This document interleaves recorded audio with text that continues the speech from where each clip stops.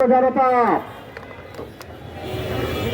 হাজারো শহীদের রক্তের বিনিময়ে জুলাই অভ্যুত্থানে অর্জিত বাংলাদেশের যে দ্বিতীয় স্বাধীনতা, এই স্বাধীনতার ফলশ্রুতিতে যে অন্তর্বর্তী ছিল তিনটা: এক বিচার, দুই হচ্ছে সংস্কার এবং 3 নম্বরে নির্বাচন।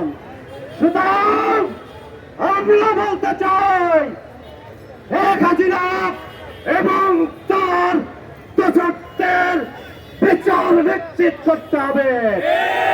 তারপরে যে সংস্কারে আজকে ঐক্যবদ্ধ হয়েছে জাতি, সেই সংস্কারকে আইনের ভিত্তি দিতে হবে।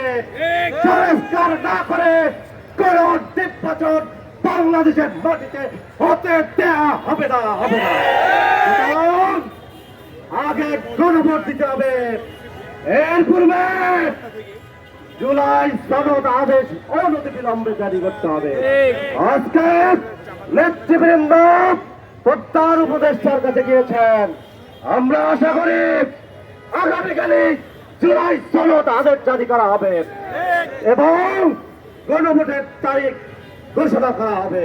যদি তা না করা হয়, আগামী 11 তারিখ সারা বাংলাদেশের থেকে লাখ কোটি জনতা এই রাজধানী ঢাকায় জনতার মহাসমুদ্র সৃষ্টি করবে। সবাইকে ধন্যবাদ।